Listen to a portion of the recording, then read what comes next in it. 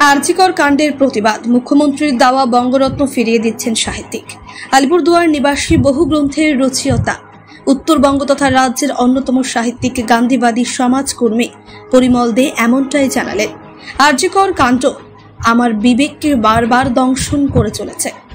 যে কলকাতাকে কবি জীবনানন্দ দাশ বলেছিলেন কল্লোলিনী তিলোত্তমা, সেই কল্লোলিনী তিলোত্তমা হত্যার পর নিজের বিবেক আমাকে কুড়ে খাচ্ছে।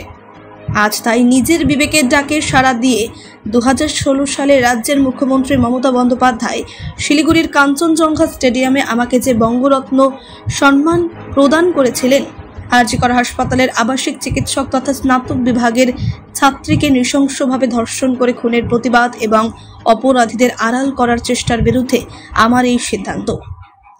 একজন চিকিৎসক ধর্ষিতা হয়েছেন এবং নারকীয়ভাবে তাকে হত্যা করা হয়েছে।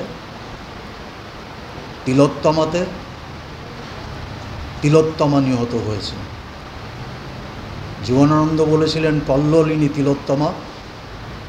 সেই কল্লোলিনী তিলোত্তমা হত্যার পরে কলকাতা এবং সারা রাজ্য, কোচবিহার থেকে কাকদ্বীপ আবার উত্তাল হয়ে উঠেছে। আমি বিবেকের আহ্বানে বেশ কিছুদিন থেকে লক্ষ্য করছি রাজ্য প্রশাসন, রাজ্য সরকার অনেক সময় অন্যায়কারীকে, দুর্নীতিপরায়ণদের আশ্রয় দেওয়ার জন্যে হাইকোর্ট, সুপ্রিম কোর্ট পর্যন্ত দৌড়চ্ছেন, যেটা বেদনাদায়ক। শ্রীমতী মমতা বন্দ্যোপাধ্যায় মাননীয় মুখ্যমন্ত্রীর প্রতি আমার পূর্ণ শ্রদ্ধা আছে। ব্যক্তিগতভাবে তার সঙ্গে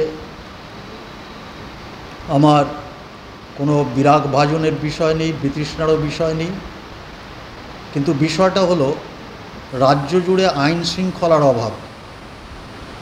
এটা একটা রাজনৈতিক দলের সঙ্গে আরেকটা রাজনৈতিক দলের লড়াই হিসেবে আমি দেখিনি, বা এক দল তার পদত্যাগ দাবি করছেন সেই রাজনৈতিক দৃষ্টিকোণ থেকেও দেখছি না। আমি মনে করছি পশ্চিমবাংলার সমাজটাই অনেকটাই নষ্ট হয়েছে, পচে গলে গেছে। যে সমাজে নারকীয় হত্যাকাণ্ড, ধর্ষণ যখন তখন হচ্ছে, চিকিৎসকের পর্যন্ত নিরাপত্তা নেই। মুখ্যমন্ত্রী 2016 সালে নিজে হাতে আমাকে বঙ্গরত্ন পুরস্কার তুলে দিয়েছিলেন শিলিগুড়ির কাঞ্চনজঙ্ঘা স্টেডিয়ামে। আমি ব্যথিত, মর্মাহত, দুঃখিত ও লজ্জিত বাংলার বর্তমান ঘটনা প্রবাহে। আমি বঙ্গরত্ন প্রত্যাখ্যান করছি, প্রত্যাহার করছি।